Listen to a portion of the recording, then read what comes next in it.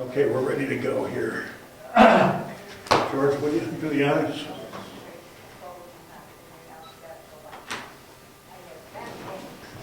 The date is September 9th, 2013. The time is 6:30 p.m.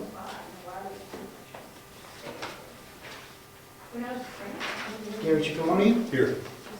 Rick Charette, Won't make it tonight, he's down in Mass, stuck at work. Steve Machowski, Jim Freeman, Rob Collins, Here. Ed Comeau, Here. Rich Zacher, Here.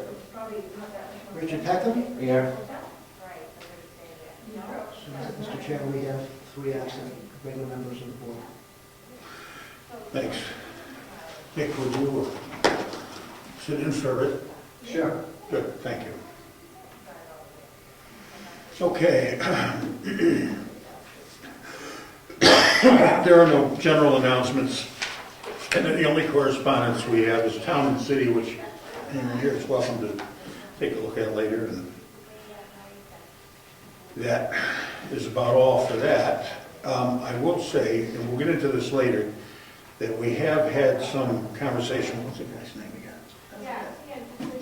Donald Coker. Donald Coker, a new gentleman. And I don't know what he's actually in charge of. Just a regular commissioner.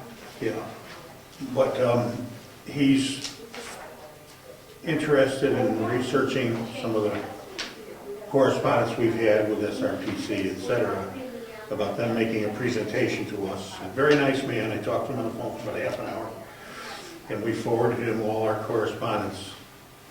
So it appears that something might get done about that presentation sometime in the future. Anyway, we'll talk about it later. So I'm sorry, who does he work for? He works for SRPC, or he is a... He's a new commissioner, yeah, a commissioner, like I am. yeah, From which town, do you know? Stratford. Stratford, yeah, Stratford County No, city of Stratford. Stratford. City. And the SRPC asked him to investigate, or this is just something he's doing on his own? I'm not quite sure about that. Do you know it? I do not know. I do. He mentioned, no mention at all about SRPC doing this. He was claiming that he was doing this on his own because he was just trying to get to the bottom of it and just trying to figure out what's going on as a new commissioner. Okay.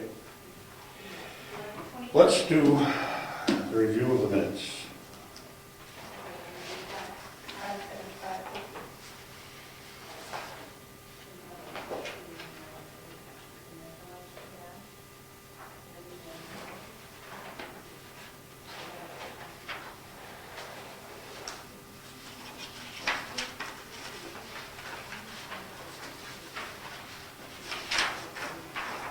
If there's no corrections, I move we accept them as presented. Second. Any other discussion on it? All in favor? Aye. Opposed? Abstentions? Yes. Okay. Into the archives.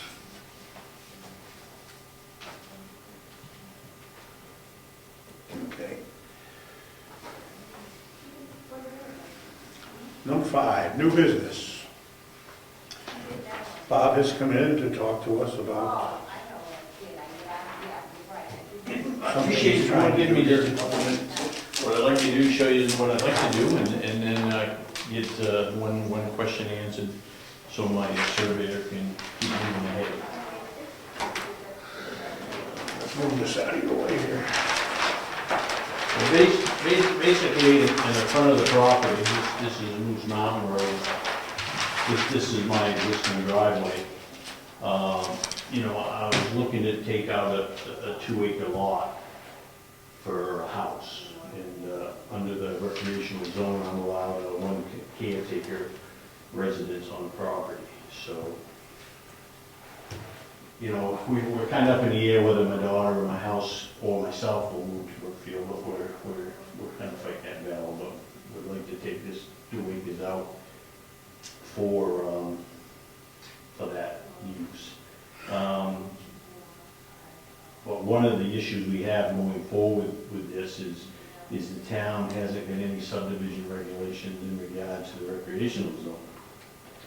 So, because they don't have any regulations in regard to the recreational zone, what we did is we followed the regulations to your other zone, which is 2 acres, 250 feet road frontage, et cetera, et cetera. So we're kind of following all them regs, thinking that's the right thing to do, but, you know, I don't want to get this all done in here and site plan and notify the abutters and then see that might be a problem. So I figured I would come and try to address that right now.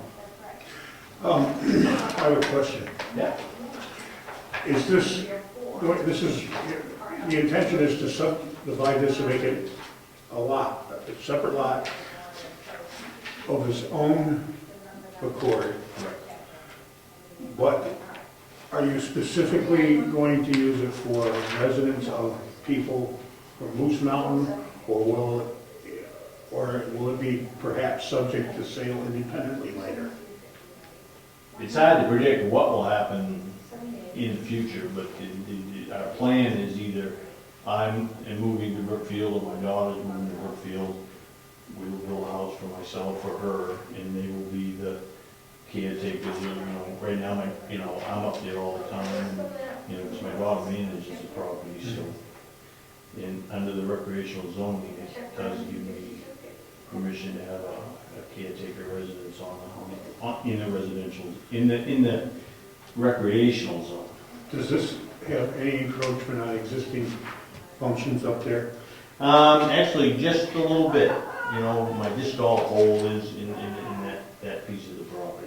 And because we're kind of up in the air and we want to move forward with this, you know, if I built my house there, I wouldn't have to subdivide a lot. But if I do decide to build it for my daughter, because then she would need to, you know, go to the bank and do things, so she would have to have a standalone 2-acre lot. For financing purposes? Correct, so that's why we like to move ahead in that direction. You say here that lots of service by water and sewer system. Yeah, he's got the proposed well Right, location in the right. area, then he's got his 2K or 4K. Okay, area this, for- so you would put these in? Right. Oh, okay, Right. I thought this was No, going to use the water and sewer system No. at the, oh, okay. He's done the state subdivision, Yeah, fine. all that stuff for that. So he's perk tested everything. The 2-acre lot stands on its own merit, just like it would in any other subdivision. The only real question I have here is that there is no subdivision regulations in the recreational zone. So can I fall back on your other regulations? Would there be a rezoning intent here, or would it? There would be no need to rezone. So it would become residential recreational, so to speak? It would be recreational, and then you'll see in your your zone that I'm allowed one caretaker property. And by not rezoning it, then you've taken that caretaker property away from the property. So if we went and rezoned it, then I'd pick up another one, we can keep playing this game. This way here, you keep it recreational, I use my exemption that's spelled out in your zoning, and we put the caretaker property in, and then I can't go pop another one in. I understand what you're saying, but I'm not too sure, I'd have to look into it, that you would ever be able to sell it as a standalone residence on a lot if you were to use the condition that it is a caretaker's residence for the recreational zone. I'm not sure. I'm not just sure throwing about that that in. either, yeah. How is that, I should know, but how is that recreation area taxed? Yeah, $674.50 would be the $99. As much as we can. This area in here, is this in current use?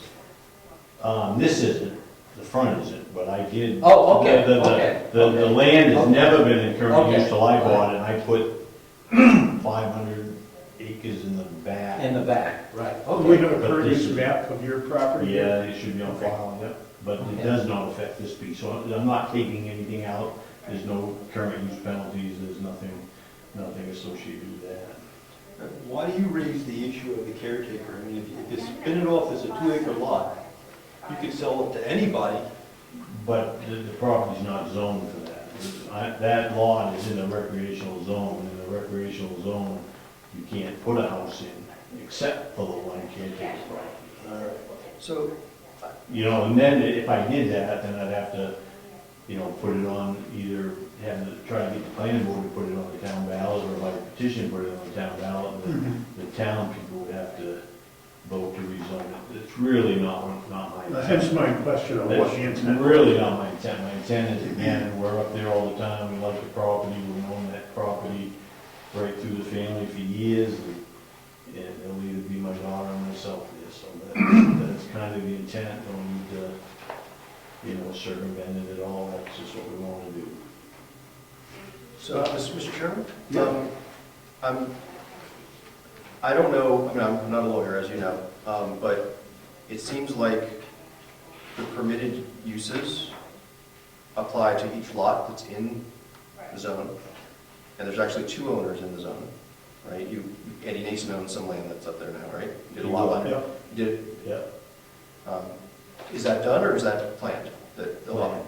Oh, the lot line adjustment. So, let's say that it was after the lot line adjustment, now there's 2 owners that own land in the rec zone. I think your theory is that we can create, you can create one caretaker lot. Right. House. Well, he wants to create a lot and have a house on it, and that's the caretaker. But why would you have precedence over, say, Mr. Nason? If he did own land there, why wouldn't he be able to say, oh, well, I get the caretaker lot? But my thought is that you don't need to subdivide. Yeah. That you can just build, the way I read this, you can build, I can just build.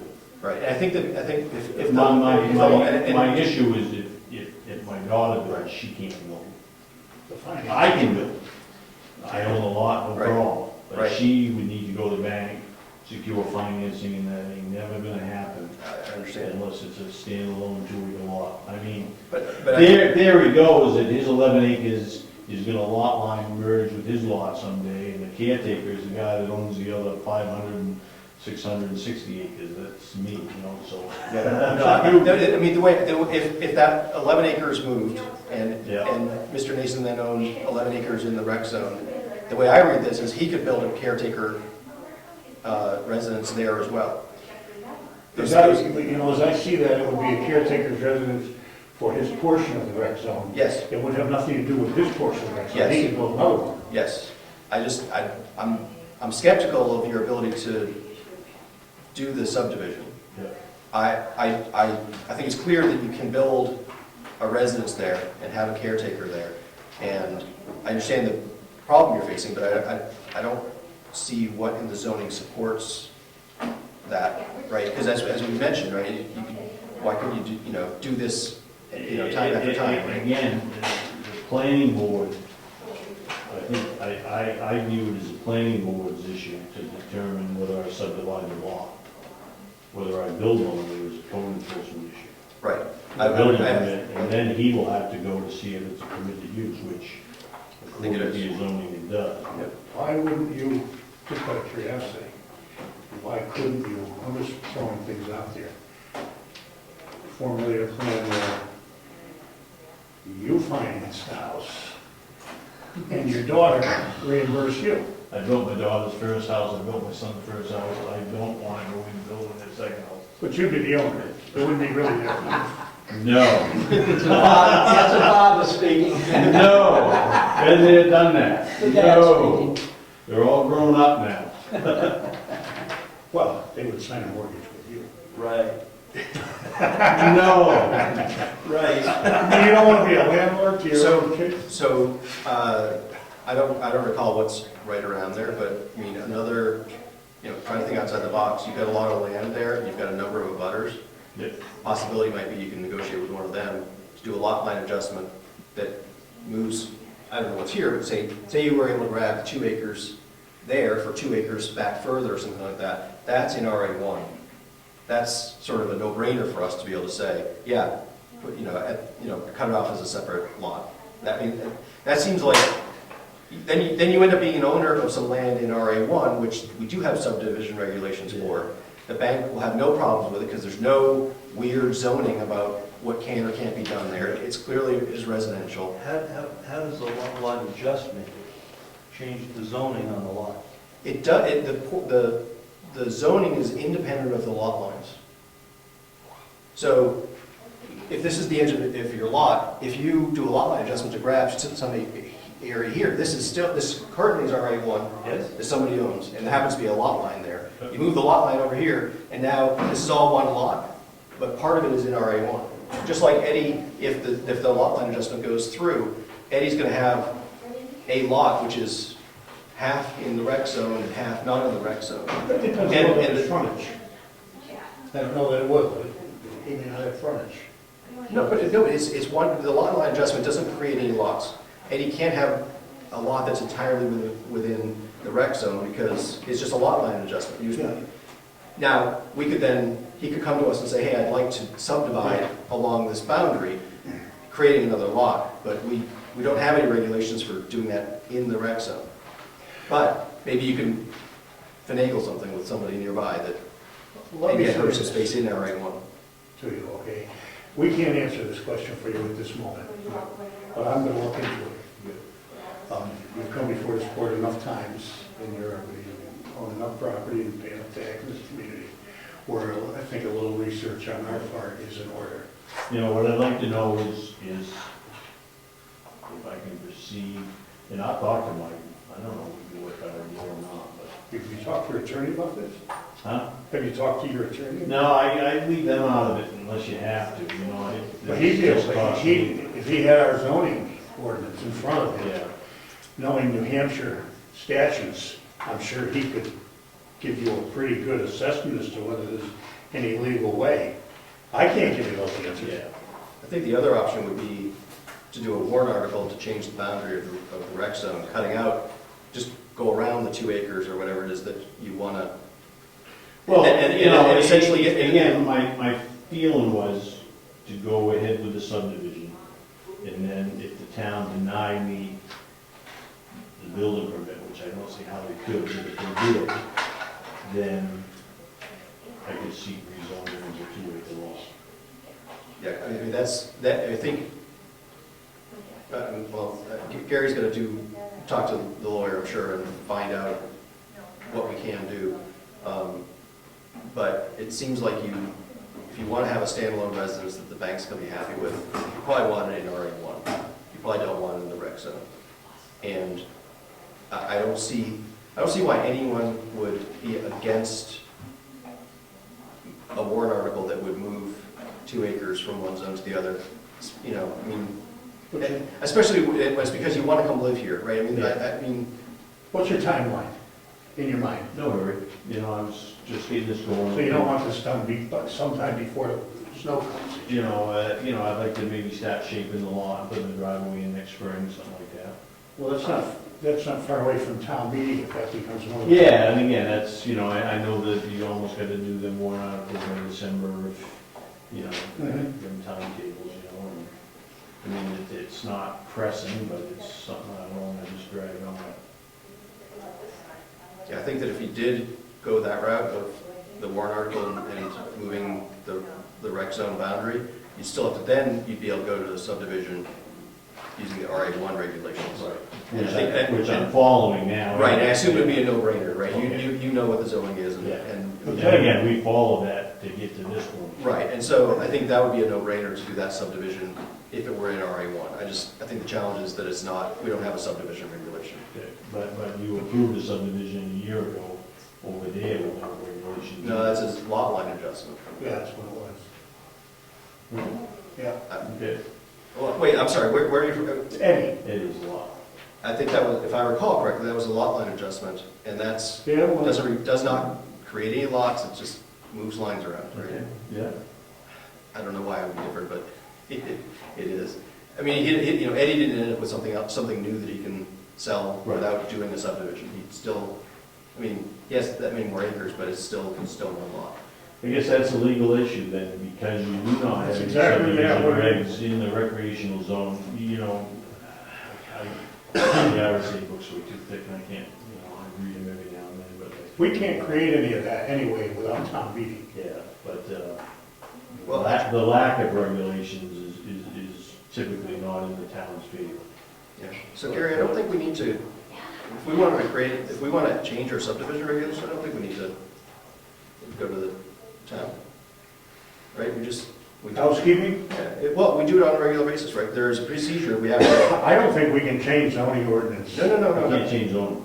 We could add we could write a subdivision regulation. We probably should, whether it's helpful here or not, we probably should have that anyway, because there's no reason why you may want to sell 200 acres to somebody else who wants to do something else recreational, right? I mean, I don't think we can write a subdivision regulation that allows, I don't know if I'm hearing you right, that allows us to change this to RA. No, I'm not suggesting that. I'm just suggesting that the poor guy owns 600 acres that he can't carve off a piece and sell to use it exactly the way he's allowed to use his property, right? Ignoring any caretakers or anything like that. I mean, there's room up there for lots of recreational stuff, right?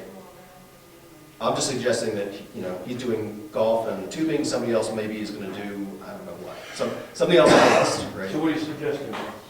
Separate from this discussion. Yes, separate from that, but We probably should consider at some point writing a subdivision regulation for the RA1, for the rec zone, so that we lay out what we think the guidelines are for subdivisions there. and does that have to go to the town meeting? I don't think so. So in other words, I get what you're saying, but then he can then subdivide the rec zone to Right. do other recreational things in it, or Right. perhaps sell a piece of it to someone Show else. who's gonna do what it is, recreation. don't spend a lot of time on it, No, it's not I- gonna happen. No, that's fine. We probably should consider that at some point.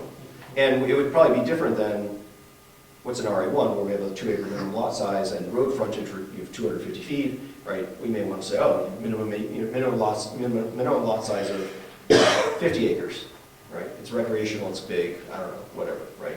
You don't want to end up with 50 businesses up there doing recreational stuff maybe, right? So I think it would be different than what the RA1 subdivision regulation looks like, but I'm also glad to hear you're not looking to carve it up.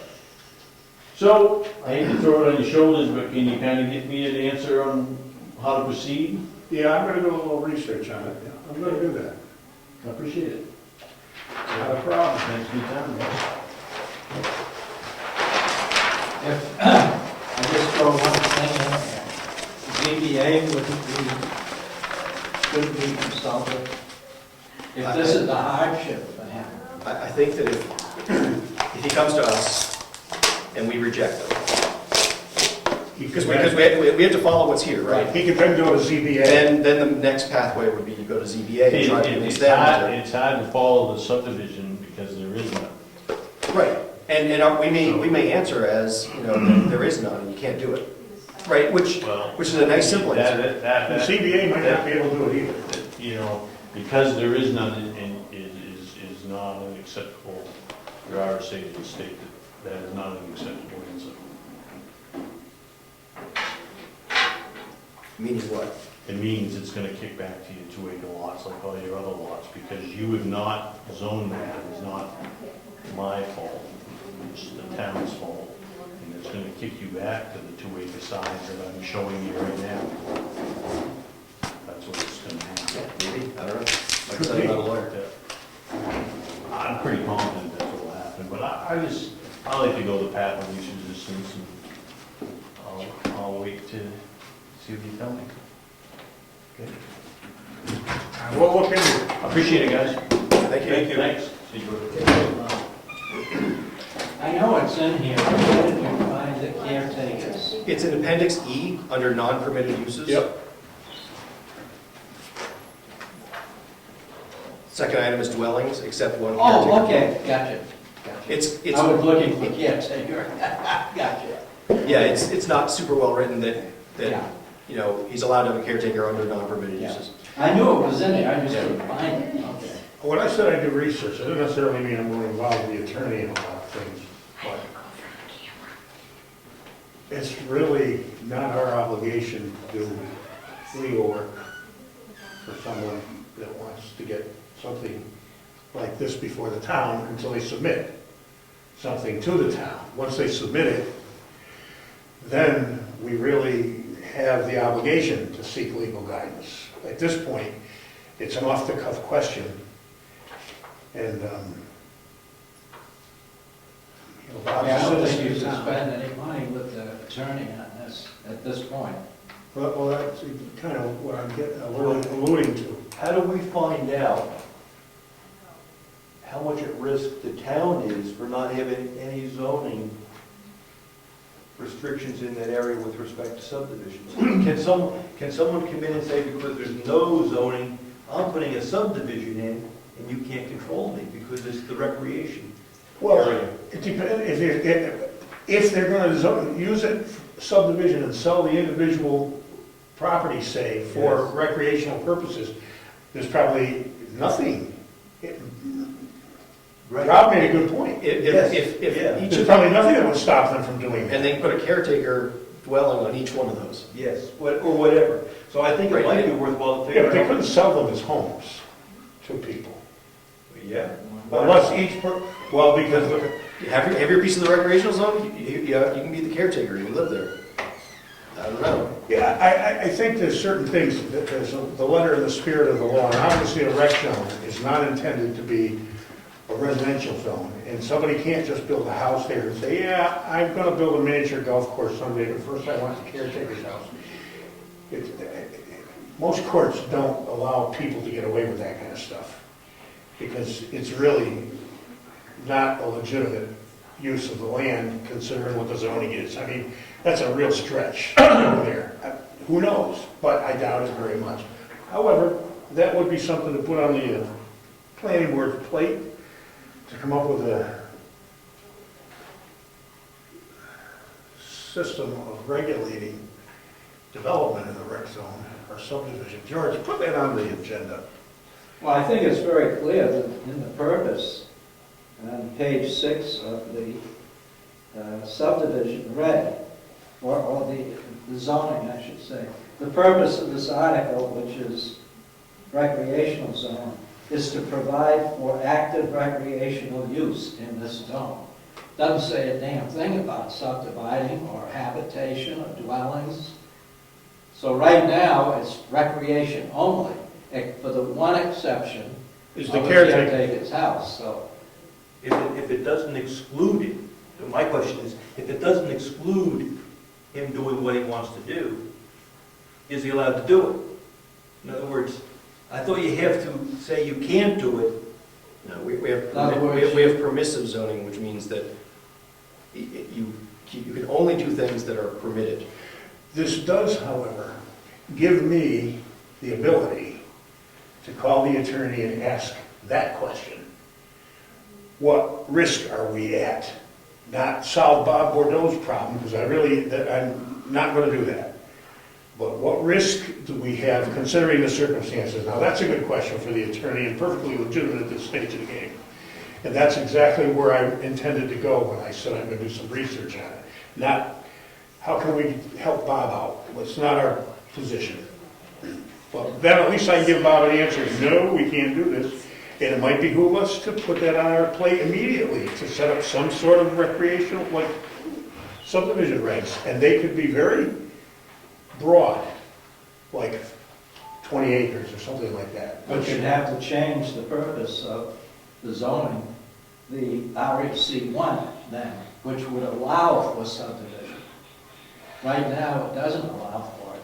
Yeah, that's what I mean. I have to ask the attorney these questions. It's not just something we can come up with as a board. We can get into hot water. But nobody anticipated they'd be subdividing the rec area. Yeah, that's the For what purpose? Now, did town warrant actually create the rec zone? So there's a specific, There's the historian. Oh, yeah. so He knows And what it's specified what By- was it used for? by the boundaries. The boundaries are specified. Wasn't it created because the ski mountain was there way back in the 50s and whatever? Absolutely. That's when it was created. And they came up with, well, we've got to make this a rec zone. So they turned the whole mountain Quinn's problem into Right. a rec zone. He was the largest taxpayer in the town for year after year after year. He never put 1 foot of that into current use. He could have, but he didn't. The whole 500 and some acres, 540 or whatever it was. Yeah. I'm gonna ask the attorney those questions about what direction we should take with this, and maybe we'll just put it, maybe this will just become one of our active item of business next meeting, to start this procedure. Let me talk to her. And it's important because, and at least Bob's not in a big rush, which means that we have to get in a big rush to prevent the town from receiving some kind of injury.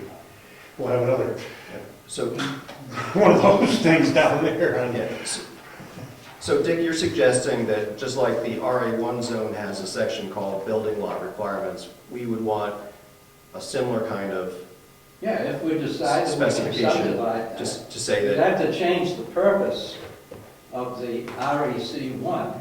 It says it's for recreation, period. yeah, I think just subdividing doesn't mean that it's no longer for recreation. But imagine Oh, I if, think it does. I think it does. well, here's what I'm thinking. What if he wanted to divide it in half and have two 250 Yeah, but see, acre the properties? borders of the recreation zone are specified. Sure, it doesn't say it has to be one So lot. anything that's But- done within those borders has to be recreational. Right, so, but if he subdivides, it doesn't mean that, if he subdivided it today and didn't sell either half, it would still be recreational, right? The fact that on our tax map it shows it as 2 lots doesn't change anything, right? And if he sold one of those lots to somebody who Oh, I wanted think it to, does change it. Because the borders would change of the recreational zone. You can't build in the recreational zone right now, except for a caretaker's cottage. well, you could build a lodge, you could, I mean, as long as the, No, whatever. I'm saying a dwelling. I understand. I'm just saying that even if, let's say nobody lives there, on anywhere in the rec zone, no dwellings, no caretaker dwellings, but he's got a lodge and he runs a couple recreational uses that are allowed here and went through us on the front, that front part. What if he sold some other part of it that, and somebody else wanted to start a business doing one of the other approved uses? They come to us for site plan review, we approve it. I mean, why couldn't they do that? Why, I mean, how is that not recreational? They maybe build a lodge of their own, they have, you know, Yeah, but whatever. you're talking apples and oranges. You're talking a domestic dwelling. I, That's different than a That's business. what I meant before by It's that not business. related to recreation. With the court, Yeah. if you divided it into 250 acre parcels, and somebody was gonna make a legitimate snow tubing competitor to, and that's a perfectly legitimate Sure. use of that, and Right. now you have 2 rec zones and 2 caretakers' houses, but it's one rec zone, 2 properties. but Two lots. putting a 2 acre lot in there I agree. is a stretch for the court to say, yes, we're finding in favor of them. I agree. I don't see how he can, I think the caretaker has to be on a property that's doing the recreation. Absolutely. I think that if he can put a caretaker somewhere on his property, it just has to be the same lot where he's See, doing the recreational stuff. he says he can do this, and he's right. He can build a dwelling. But he doesn't want to build it. He doesn't want to dwell in it himself. So his answer is to make his daughter the caretaker. The only thing that makes me question any of this is that I understand I don't want to be my kid's landlord and all that business, but they're obviously business partners up there. She's caretaker. I don't know if she's a salaried employee, but he doesn't have sons, and evidently someday you pass what you own on to your children or give it to the state if you don't like your kids. But the point is that I don't understand why it has to be a subdivided lot, even if it's purely financial. There's a lot of ways around financing in banks, especially if you have enough financial clout. I don't see that this is absolutely necessary. I'm just curious as to why it has to be that. Well, let's all think about it and discuss it next week. And I'm going to do some I think research this- about this this is a good business so that we exercise. all can have that. Because Rob's got a good point. If it's recreation on top of recreation on top of recreation, not residential, just recreation, how many will we allow in that area? Is 50 acres the minimum for a recreational? Well, we would have to write that. That's the point, that's what you're gonna research. That's what I'm gonna There you research, go. that's what I'm gonna That's go right. do. And then if we did that, let's say it's 50 acres, just to have a number. Whatever. He could then under that regulation, he could subdivide, and his daughter could build her house on one of those 50-acre areas as the caretaker, Of that. even if... Providing she was using the property for recreation, and it'll be personal recreation. I don't know how you're gonna do You can't require somebody to use the land use, but she wouldn't be allowed to do a whole bunch of stuff that RA1's allowed to do. But, you know, But if you read our ordinances, it says for recreational purposes. I don't know whether that holds water, whether you can say, well, I'm gonna do something someday, but right now I'm gonna build a caretaker's residence, and I'm gonna live there for 45 years, and then maybe I'll put a mini golf course in. I don't even get away with that. I don't know. That's questions I have to find out. well, I think that'd be fine, but you think there's certain things that are in RA1, for example, couldn't have an accessory dwelling unit, Right. right? Couldn't have a home occupation. Yeah. Couldn't have, there's a whole bunch of things that RA1 explicitly permits that are not permitted in rec zone, right? So it would be different than a normal residence, even if some are sort of using it that way without having a rec-based business up there. They might not be able to, the way our ordinance is written. I gotta find this stuff out. There's no way we can answer any of those questions. All good points, I agree. So your argument would be, following that train of thought, you can't have a caretaker of a business that doesn't exist. I believe that's true. Now, you may have a business plan that says we're gonna build a caretaker's residence because that caretaker is going to establish the business, needs to be on site, and our plan is 1 year. I mean, a building permit gives you a year to implement your project. Right. And you gotta file for an extension if you wanna go beyond that. That's all understandable. That comes under our purview to determine whether that's acceptable or not. And the building CEO. I just don't think they can go in there and do residence and then, well, 10 years from now. I don't know. We'll find out. Pretty simple. And that was an interesting thing that we didn't expect. We walked in the door. Very interesting. Okay. I'm happy to hear somebody, that one of them hopefully wants to come live here. I think it's a good. Yeah, I think too. I think so too. I Good think for them, good for the town. they're a good thing, addition to the community, what they do up there. Okay, I turn this over to write something on it.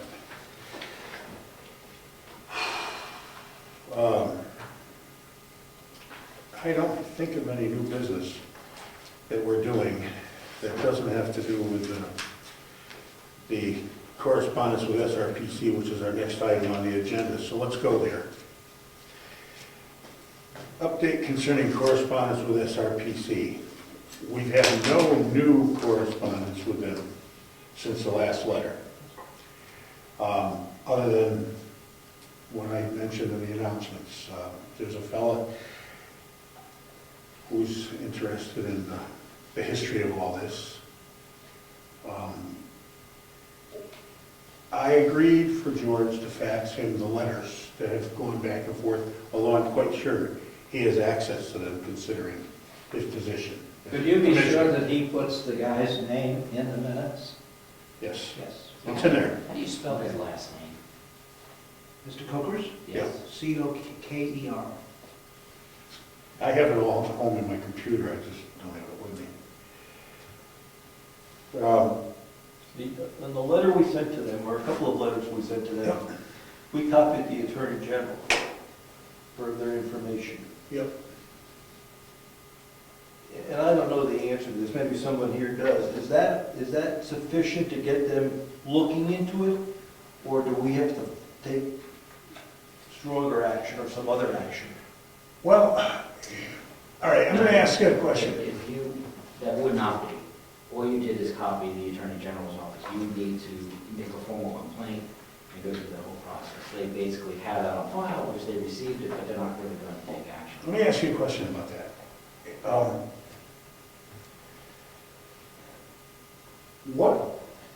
From what you've said, and from what I understand of all this, they are under no obligation legally to come to Brookfield and make a presentation to us. Now, you could read the RSA either way. It says, Yeah, that's my and if we ask point. them for advice or have questions, then they are to answer the questions. Now, we could submit them in writing, or they could come here, either way. But they're not obligated to come here. They're obligated just to answer the questions to one venue or another, right? You could say that, yes. But they often come to towns to do presentations about comprehensive economic development strategy and et cetera. So by asking them to offer a short presentation on it, I don't see how that is not, We've been asking that. yes. And the point is, they haven't come yet, and there's been some comments from them as to why, to date. But, you know, we still don't have a presentation. And I think it's a good idea for them to come. And when they come, we should publicize that on the town website and try to get some participation by the townspeople, because this stuff's pretty important. I was contacted by Luvita, who would like to come and speak to the town about those things that have to do with Granite State futures, et cetera, and offer his viewpoint on what's going on now. And some of it might be contrary to what the Granite State Future program consists of.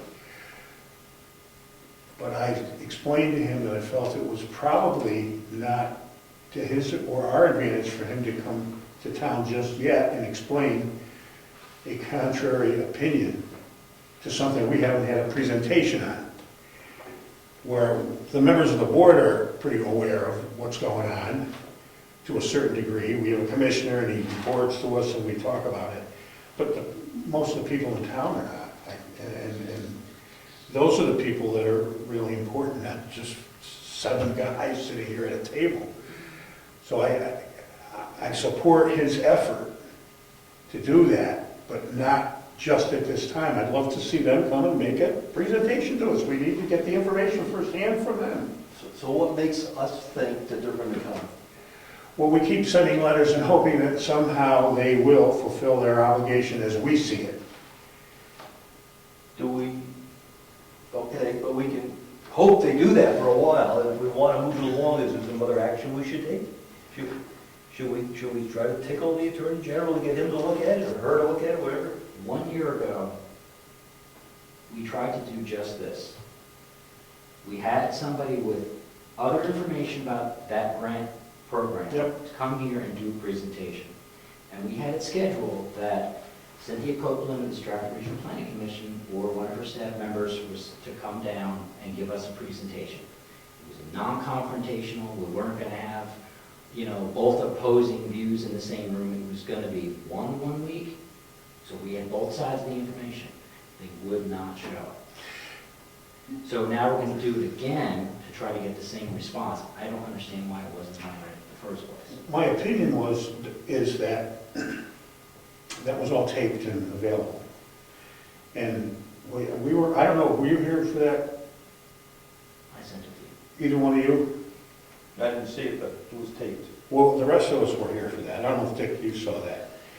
It was pretty comprehensive and well done. And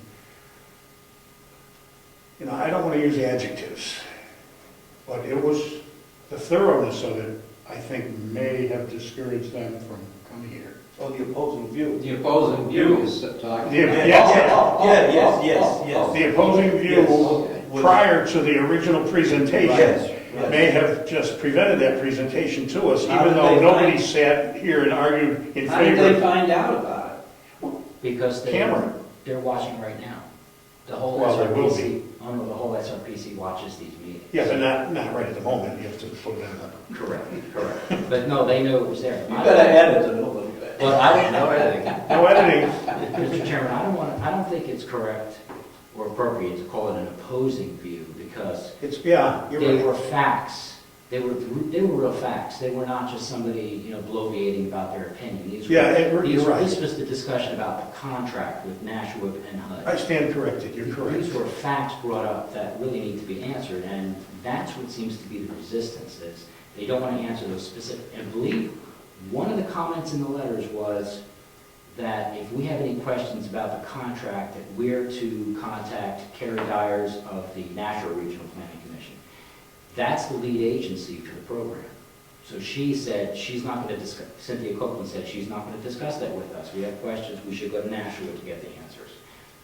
Maybe the next thing we should do is contact Nashua, and if the lead agency is Nashua, perhaps they will send someone to give a presentation. That's an idea. Right? Write that down, we're gonna draw up a letter. That is a good idea. And you can send that letter to the HUD representative of the state, which is Greg Carson. Because I videotaped the debate between him and other... Get all this. It's important. Do you have his address? Oh, yeah. All right, we'll give it to us later. And I'm sure Greg Carson of HUD, New Hampshire, would like to actually discuss it. He's very knowledgeable about it. Well, it seems to me if you go higher up in the food chain, you get a better picture anyway. It's pretty high up, and I think Carrie Dyers, who I also met at the Office of Energy and Planning Convention or conference, I think she may actually, and she would have all those detailed answers. Perhaps Stratford doesn't have those detailed answers. Well, let's get that underfoot. I think that's a good move. We've been trying to do this for a while. We put it on the back burner because there's other business before the board, but let's make an effort to contact those people. I'll get with you, George, and draw up a letter Now, and ask them. And we I'll let also- Ed, you get involved in this letter too, so that because you're the commissioner. we also did not sign any letter of understanding or memorandum of understanding saying that we had interest in doing anything with this program. The problem is, the grant program is designed to have money come to the regional planning commissions, the 9 that are in the state, to help the state put together regional master plans. And then they're going to get the regional master plans, send it to the state, and then the Office of Energy and Planning is going to use this information to create a snapshot of a state plan. So if we don't get involved with the Grant State Future, or if we do, it's still going to affect us. Yeah.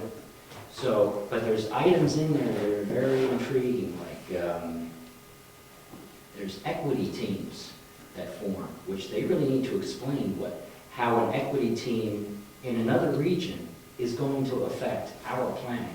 These are the detailed questions. So that letter definitely should go out, I think, Greg, or somebody from... Well, we'll figure out a time that we can get together and put this together. And we should do it ASAP, really. Get it on the schedule for this year, mid-September. The leaves haven't changed, but they will, and then the snow. And they also don't need Brookfield at this point. They've already surpassed the threshold needed by the memorandum of understanding letters that allow the money to come in and to be used for the regional plan. So really, to have her come here or have any of these questions answered is really only helping the other people who are going to be impacted first, which are the ones that sign on to it. So that's probably the reason why they're not too interested in answering our questions, but I still believe they have some legal, legal things that they have to answer to for RSA 36. Well, you've got a lot of insight into this, more than I have, more than George has, because you're the commissioner and you're at all these meetings. I think you're very critical in helping this letter get written. It's also very important every once in a while, and I would like, now I'm not expecting everybody from the planning board to go run down every time there's a Stratford meeting, but perhaps once a month on a rotational basis, Yeah. someone else could come to see how it operates, see the good things that the Stratford Regional Planning Commission does, and also perhaps pull people aside and ask them questions about some of this stuff so we're more knowledgeable. Because there's a lot of things going on. Because I just went to a technical advisory committee, which I'm also on, representing Brookfield down in Stratford. And Ray Burton is going to come around and do a GASSET hearing. GASSET stands for the Governor's Advisory Council on Intermodal Transportation. It's part of the DOT's 10-year plan for transportation. This also affects us, and they're having a meeting September 26th over in Wakefield at 10 a.m. What day of the week? It's Thursday. Can you make that, Rich? I'd like to make it, That meeting? stay on my case. Yes. Yeah. Remind me, I'll go over there. Yeah, but I'm that's- going. That's right, All right, Wakefield. what day is it? The Thursday, Thursday the 26th at 10 a.m. Yeah. Well, I'm just saying that because they're very happy to have selectmen there. And when they present a plan, even though it doesn't affect us in Brookfield, if they're doing something in Wakefield, which they will be doing on Route 16, we're in a butter. So they have to notify us as well for comments on it. This is always a good meeting. 9/26, 10 a.m., It's in the, Opera House? Yes. it's in a town hall, in the selectmen's, Downstairs. The downstairs one. Okay. And I have a list of programs and stuff here with me if anybody wants to look at it later.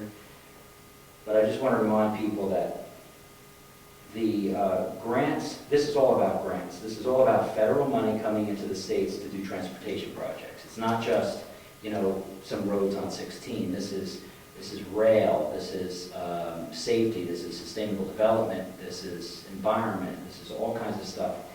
All the money that comes into the state from the feds to do this is authorized by the Congress's continuing resolution to fund transportation projects. So, because remember, the Congress still has not finished a budget, so they're still doing a continuing resolution. And prior to these years, all the funding was coming from the American Recovery Act. And that's what is it called? The American Recovery and Reinvestment Act. So all that money is coming from who knows where, and it comes into the state, and the Executive Council makes decisions to fund it, To spend it. to allow it to come into the state and then fund it. So if you go to a GATSIT hearing and you say that you want rail, and you want commuter rail, and you want bike paths, and you want this and that, he will take that into consideration, listen to DOT's plan, listen to the SRPC's plan, and then they will make a decision. But if they don't hear from people saying what their concerns are, they'll go with the SRPC. they're going to go with the SRPC, which Right. might be Absolutely. fine, but I just want people to realize that this is all federal money. This is not, some of it is state money. It's matching funds. The list here shows that 20% matching on all the projects. The whole list is here. In fact, I think New Hampshire has 1,400,000 coming in. Peanuts. The bridge. Yeah, it's peanuts. Well, it seems we're selling our souls for $1 million, that's. For the state.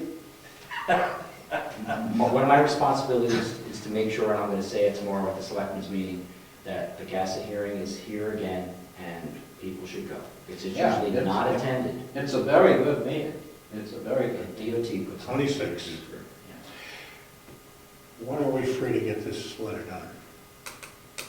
Whatever you said. I'll talk to you right after the meeting. Why don't you bring it forward tomorrow night, propose it to the website? Yes, so we can put this on the website. Apropos to this, they just opened after 2 years a new bridge on Route 302 in Hart's location, which was washed out. And that was about $3 million. So there you go, $1.5 million doesn't go very far. That whole storm, I think, Bill Boynton's report was $9 million for the state, road washouts, in that one storm. So, Mr. Chairman, one more thing on the SRPC. I saw Cynthia Copeland last week, and I encouraged her physically, shook her hand, Okay. face to face. She knew who I was.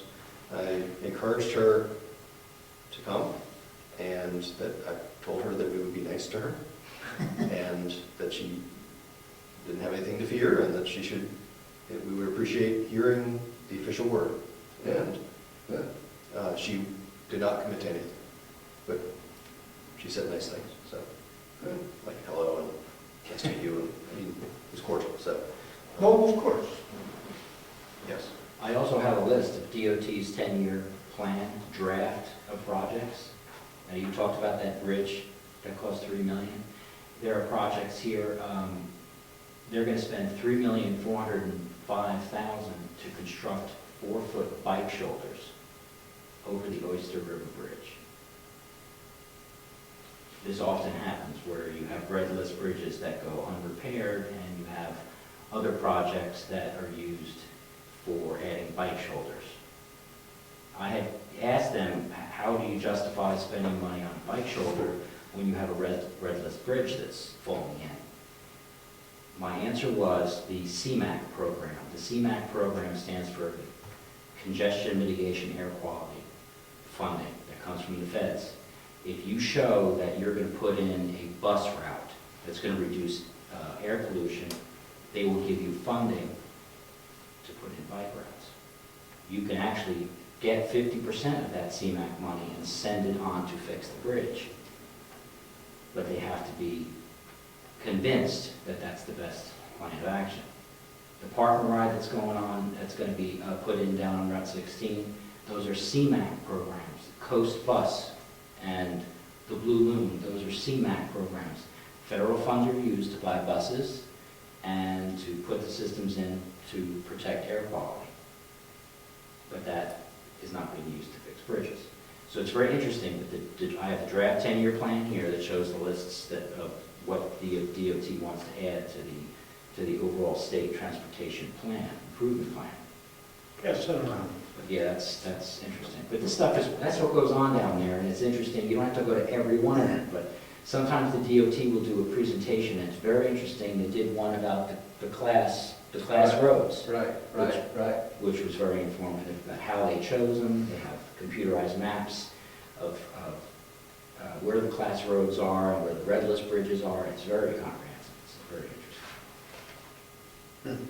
Could you give us a list or something to go by so we can put on our calendar, individual calendars, when these meetings are? Sure. I mean, Would they're also. it make sense to get it on the town website calendar? That's going to look really confusing. I guess you could, but I had mentioned that in one of the SRPC meetings. I said the best thing to do would be that every commissioner go back to their towns and put what we do on the RPC calendar on our own calendars. But it's going to have a lot of stuff on it if you do that. Do they have a website? Yeah, it's on the bottom of their front page of the website. So we need a link to their website, You could. because then we get their calendar. I mentioned that too. You could actually do that, especially link it really right to their calendar. Just Google SRPC? It's Stratford.org. Oh, okay. Okay. So we could do it with Carroll County too, if they have a website. I mean, these are all government. They have virtual town hall calendar too, so it actually worked very well.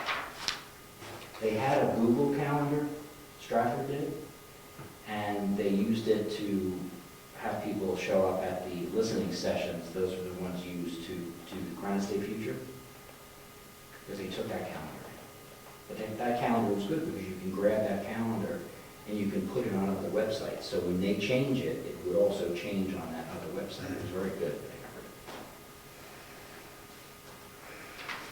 Anything more on SRPC? Okay, let's move on to CIP.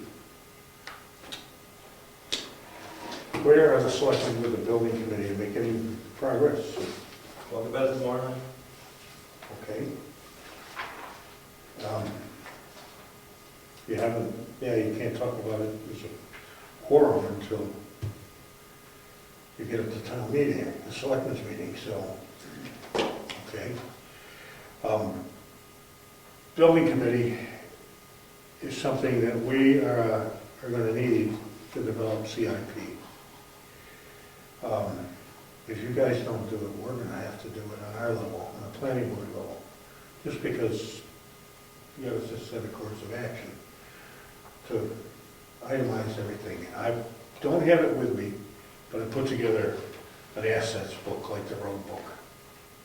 I'll bring it here, and it has all the town assets listed that I'm aware of, except Mary Lou was getting rotator cuff surgery, and she was not able to give me the list of assets that she has. She will when she gets a little bit further along after recuperation. She's been, I guess, worrying about that coming up. It's coming up in a couple of days, I guess. So we don't have that.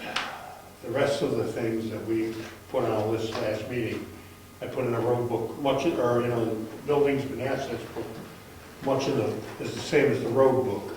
The only thing is the road book is separate from the other assets book, just because it's too much volume and intermix. It needs to be a separate entity as far as I could say. So we haven't done much for CIP, and we're not going to be doing it until, I hear what you guys put together tomorrow night. I'll be there. We need to get the building committee involved in whatever they're gonna do. See you then. I don't have anything else for CIP. Brad couldn't make it tonight. He's coming up with some road data of what he thinks the road situation is, what it needs to be. And then Ed is also involved in that because he's the road agent. And it seems that everybody likes the road book. So that's where it's going to wind up. That information is something that everybody will have access to. Everybody that needs it. And actually the citizens too, because I think the road book should actually go on the website if someone wants to put it there. I don't know how much trouble that is. How much trouble is that? If it's a PDF, it's trivial. So if someone's got to take it from, And create a PDF. yeah, and that's good because no one can modify it then. And then it's just, Well, that's easy enough to do electronically. Just scan and convert. yeah, or just pipe it through a PDF. I think you can find tools on the web that will take a Word document and make it a PDF. Yeah, no doubt And about it. then when that's done, it's trivial, we'll put it under, where's the appropriate place to put it, on road department, CE, road agent? Oh, I don't know about that. We would have to talk about that. The only thing is, it would be a little different than a hard copy of the book. We'd have to set up a format for that, the PDF. It's almost like flipping pages, but not quite Just the like same. our zoning documents up there. Yeah. Well, who would like to do that? Just scan it, just have a document put on the website. Well, I think the issue is that when work gets done, or the condition of something changes, somebody's gonna update Right. something, right? We're gonna update one page out of 50, and then, so we need, and we have a physical book that, are we gonna have a physical book, or are we gonna have a Word document, right? And because the physical book could just be, oh, I changed the Word document, let me print it out, put it in a book, in a binder, throw the old one away, and then take that Word document, make it into a PDF and upload it, right? And then, Yeah, the road book isn't gonna be a warehouse for receipts, invoices, and that kind of business. They're a separate file. Just be a Word document notation on what exists, how much it costs, et cetera. So it's already gonna be a Word document in the book anyway, probably, a printout of a Word document.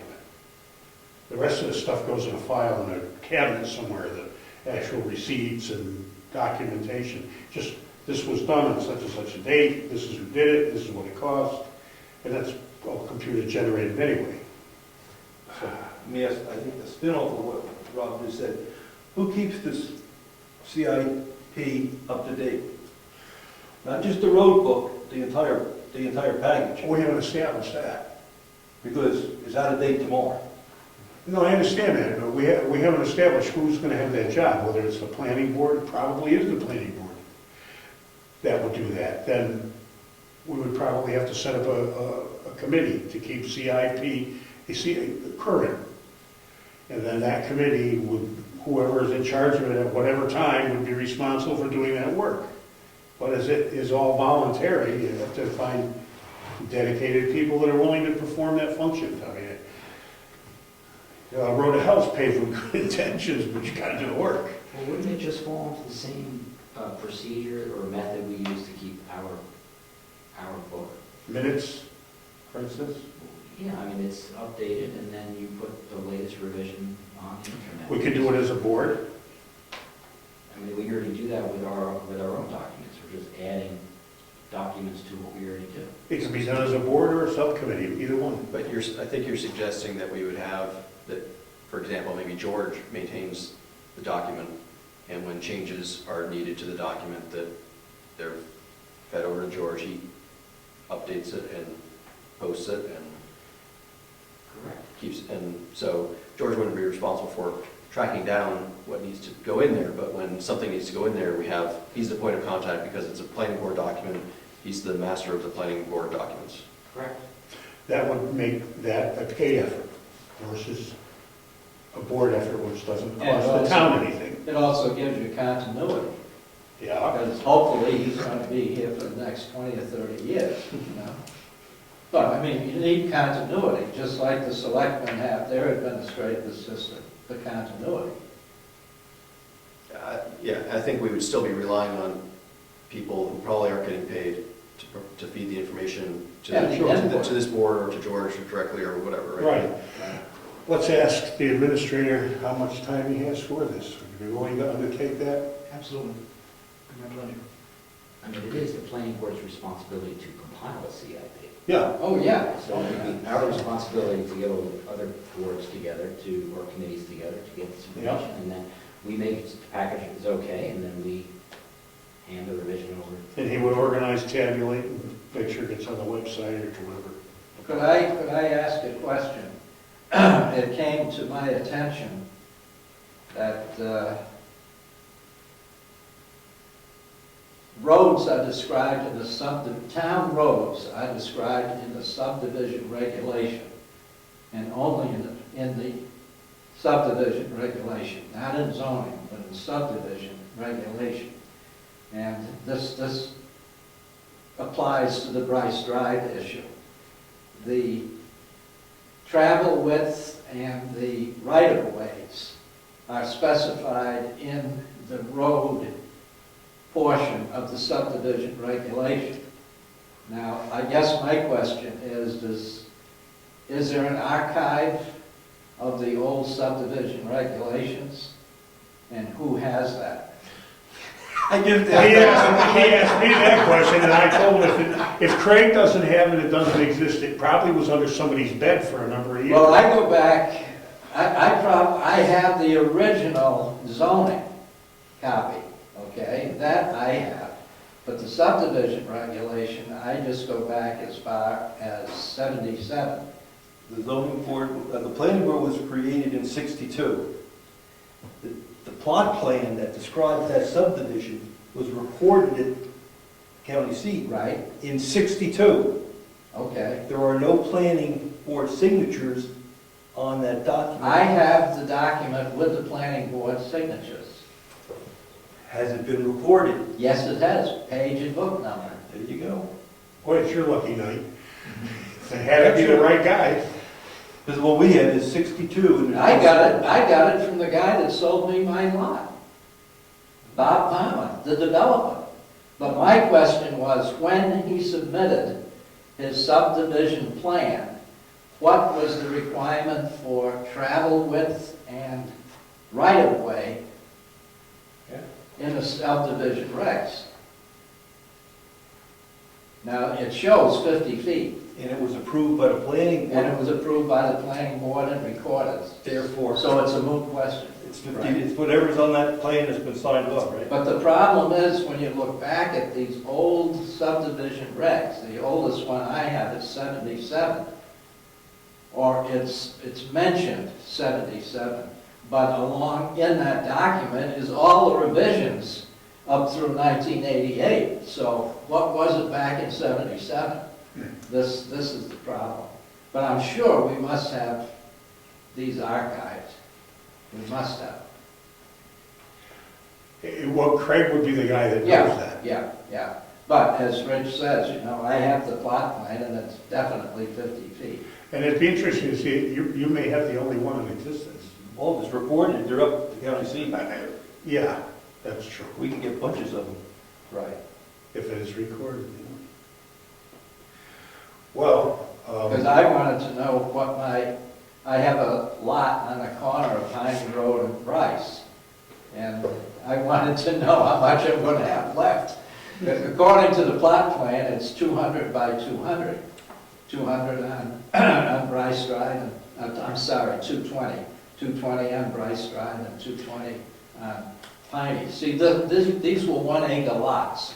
At that time, we didn't have the 2 acre requirement. So I hate to use the word, but they're grandfathered. do you have the surveyor's plan yet? But not as good as this one. No, but I mean, the one that you just commissioned. Oh, no, he marked the center of the right-of-way. He physically marked the center of the right-of-way. But he's gonna give you a piece of paper, I don't right? know if we get, we didn't, I don't think we asked for that. We wanted the center of the right-of-way, and then we can measure 25 feet off Each way. it, each way. But he basically took the document you've got and No way. marked that, I mean. He might have from the county He went seat. to the county. Right, but he got whatever the approved plan was? But it depends where he starts from, too. I talked to him, I talked to him, too. and he told me he pulled the recorded plan, Yeah, and then he went to the perimeter and came in. yeah. Well- He did mark, but he, somewhere along the line, he had to have a starting point. He had to accept a stake, a monument, as being true. Yes. Right. I understand he went down 109 quite a ways to find that point. Right, and I know the one he picked, and I questioned that one. Well, Mainly because it was on Paul Corsett's property. And that piece of land has been subdivided, it has been subdivided a couple of times. And God knows, and the neighbors and everything, just because the pipe is there doesn't mean it's in the correct place. How fiery an issue is this becoming? I mean, we'll know tomorrow night. well, It's going to be interesting because the way the stakes are that the road agent put in goes right through some of the people's front yards. I mean, way off the right-of-way, you know, as we know the right-of-way today. I made a suggestion earlier that this could very simply be solved by the town without any problem or adversity. If everybody on that road is willing to sign on, and that's readjust lot lines to accept the way it currently is. The town can do it, like Rob said, through eminent domain. The way it is now. Yeah. Oh, I'm sure everybody would agree to that. Maybe. One never knows. I'm sure they would. The big thing is, can you get 22 feet of paving with the required shoulders, the drainage? Some people have blacktop on their lawn.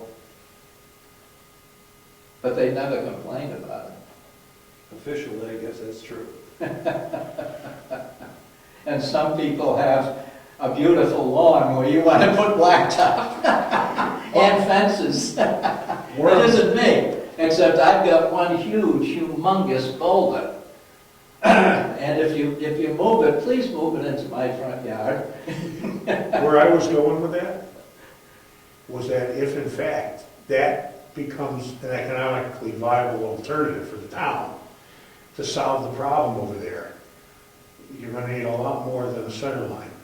You're gonna need a plot plan of the whole area and where that road exists versus where it's supposed to go, so that the people can see what they're gonna sign on to if they're gonna sign on to something. But I don't think it's that big of a hill to die on, but it depends. Just need one obstinate person that wants to get 40 more feet of land than they thought they had. Well, interesting. Yeah. Well, But it doesn't go through to its house. It's not that bad. yeah, it'd be hard to give up your living room, I think. We're meeting up there, it starts at 6 o'clock tomorrow. Yeah. Where are you meeting? Up on Bryce Road, right? Yeah, I gotta go there, just see, I'm curious. Then you're gonna recess the meeting and come here? I have a state road in front of me. Is it on the list? I wonder if they're gonna pave that? Lyford, Yeah. look and see if the state's paid. They did it 9 years ago. Then they came along, the state did, and the pavement went right up to my grass. And everything was fine. The water had run down during the heavy thunderstorms and no damage was done to anything. It all went into the pond. Then they decided to grub a shoulder 3 feet into my lawn, which is really their lawn when you get right down to it. Into the right of way. And we had thunderstorms that year that were unbelievable, and I wound up with a 2-foot deep rut, No grass. 700, 800 feet long. No grass. I couldn't get out of my driveway one morning. I mean, it just, boulders were washing away. Yeah, so I called the state, and they came in and put an asphalt swale. Now we have pavement right back up to the grass again. That cost them probably $5,000 to take it out and put it back. But, hey. Anybody have anything else on CIP? Have you heard from Marilyn Bushman about? No, not yet. They're putting together the cemetery. I did actually talk to John, they didn't do it yet. Okay. I got to light a fire. The attorney, she is working on our zoning ordinance, and she's doing it in a fashion when she finds the time, that's hence the reduced rate. And that's kind of fine. We're not in a big rush for it. It's March before we have to, well, actually January, I think, before we have to submit anything, but February. What is the date? Who remembers? That we have to submit? Might need a public hearing too. Yeah. Based upon, so it's the end of the year. What's End the of year. cutoff date? January something? It's so many days before. I think that realistically, she would need to get something to us, December. well, depending on the scope of it, Yeah. December at the latest. November would be better, because then we have a chance to understand what it is Yep. and tweak it as we see fit, and, you know, discuss with her and I'll talk to what her. it means and what the implications are and whatever, so. Now, that's a very valid reason to call her, and I can sneak Bob Bordeaux in, well, not really Bob, but our problem in there, both questions in one. Because she's going through the zoning. Yeah, pretty appropriate. And maybe she could give us a few tips, actually, on how we would structure the regulations for subdivision in the rec zone. So I'll make it a point to talk to her more, if she's available. I already got that written down, well, I'm going to do it. Anything else? Under comments? Last week, I went and, when I met Cynthia Copeland, I was meeting with a couple of the planners down at SRPC, Matt Sullivan and Kyle. Pentel. Thank you. They were, I had scheduled a meeting with Matt to talk about our master plan, and that we want to get ready to work on it next year, and try to understand for myself more, you know, the state requires us to consider smart growth and principles and things like that. So I wanted to understand more about that.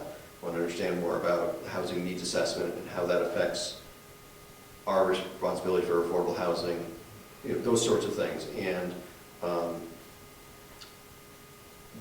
they're helpful. They understand that we probably are not going to ask them. They wrote our last, not those two guys individually, but SRPC wrote our last master plan update. And I think given everything that's going on, we're unlikely to ask them to do that again. So I'm guessing that we're going to be taking responsibility for that. Anyway, Matt is, this week I'm expecting to get a few things from him, including suggestions for other master plans in New Hampshire that they like. They don't particularly like the way ours was written. They have other ones they like better. And I guess OEP is doing an update on the demographic projections. The ones that were available last time we did our master plan update were clearly far off, because I think that they had us growing like 50% by 2015 or 2020, whatever the date was, and we're nowhere near that. I mean, we should they were supposed to be at like 900 people by now. So they're supposedly redoing the demographic projections. Matt's going to see what the status of that is and get me bit information if it's available. He's going to look at what the cutoff is for affordable housing, and with an eye toward whether or not we are already meeting our affordable housing share, whatever is our share of that, just based on our existing zoning. We have accommodations to allow affordable housing with higher density, so you could have a smaller piece of land, but we may not need that. That would affect whether or not we, as part of our mission, we would be basically potentially getting rid of that part of our zoning if we are already meeting our fair share of affordable housing. I asked him about what the current regulations are regarding multifamily housing, whether it would be appropriate for us to allow multifamily housing given that we're rural. Anyway, so discussing those sorts of things, he's going to do a little bit of legwork for us. The other thing is they're working on their the regional master plan, and there's going to be lots and lots of maps in there. And he said that as we're seeing drafts of their plan, if there's any maps that we would like, it's trivial for them to give us a community level view of any of those maps, and that they would be happy to provide that to us. Being well up to us. Yes. Also, I talked to him a little bit more about Brookfield and sort of where we're at, and their last regional master plan had a village center here as part of the plan, and obviously our master plan does not have that. It doesn't make sense for us to build a new village center, I don't think. Our zoning certainly, as it exists today, doesn't support it. Interestingly, they said that they didn't really see how smart growth applied to Brookfield, which was actually very nice to hear. So I think they learned a little bit about what Brookfield is about and where our mindset is and where state of development is and things like that. So hopefully they benefit as well. I understand that because even many little towns you drive through have half a dozen buildings of sorts, post office, general store. And when people say Brookfield, that's the image that might come to mind for people that have been here. They don't realize our center is 2 buildings, 3 if you count the salt barn. And the town owns all 3 of them, and the rest of it's just residential, which is like... Are you going to meet with him again? I'm not sure if I'll meet with him face to face, but... Okay. A question to ask him is, in determining the trend of demographics, do they factor in subdivisions, new subdivisions, or lack thereof? Yeah, I asked him a bunch of questions, and of course it boiled down to he doesn't really know what OAP is doing. Yeah, no, but what they go by basically is the census. They go off the census, trend and the they... census. But the other thing is the potential, because you use that to forecast, and the potential very often should be based upon new subdivisions. Yeah, and I told him that as far as I know, we haven't had more than 1 or 2 building permits, for new residences in the last few years, Right. and half the town is for sale. And obviously OAP couldn't foresee that, the housing crash, in 2007, 2008 was going to happen and things like that. But apparently they do take into account the demographics from the census. So, for example, to the extent that we have the elderly people in our town are obviously not expected to have kids. The younger people are, and so they can weight the growth based on that. And the question I asked him is, at what scale are they doing that?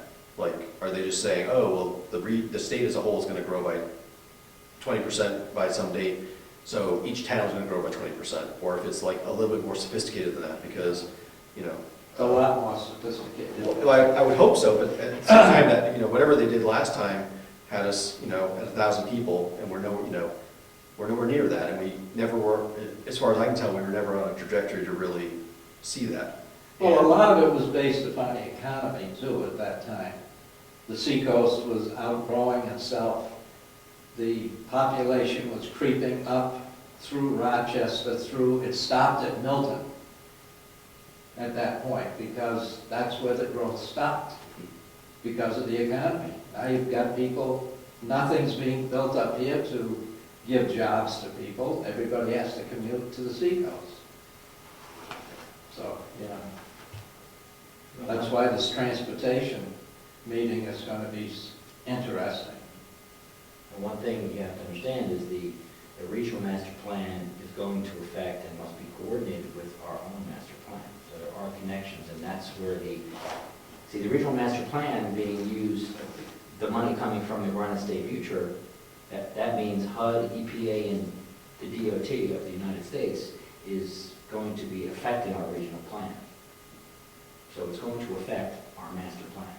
That's why it's important to understand that. Granite State Future. Did you mention anything about that? About how the regional master plan is going to affect our... We touched on that tangentially. I mean, Matt basically said, we're writing our plan and you may not like everything that's in it, but, I don't know what that... He said they're writing the regional master plan and there might be things in it that we're not going to like. So. Yeah. Not in a sinister way or anything, it's just, but I did make the point that they may want to reconsider whether they put a village center in Brookfield because, we're essentially rural and smart growth principles would say put the development where there's already development and the infrastructure already exists, which wouldn't be here, right? That would be Sanborn Hill or Wolfboro or Ossipee, whatever. So, I don't know, we'll see. We'll see if that circle goes away. Did you mention that our last 6-year-old 15-lot subdivision that only has 2 houses in it? I did, and that subdivision went through before I was in town, I think. I'm not sure what year that went through, but, I did mention that, we have had subdivisions in the past, and they're empty and unsold. Yeah, even the one Bob Leonard did 20 years ago Yeah. That's isn't not, built yet. no, there's still lots available there. But the Welton subdivision, it's like it's abandoned, You need jobs, you need work at a reasonable location so you can afford to build a house. Home occupation. They're So very lenient when it comes to home occupations, so. And I think that's, I think it's going to help people, hopefully help people be able to live here and make a living, so. Any other member comments? Then let's adjourn.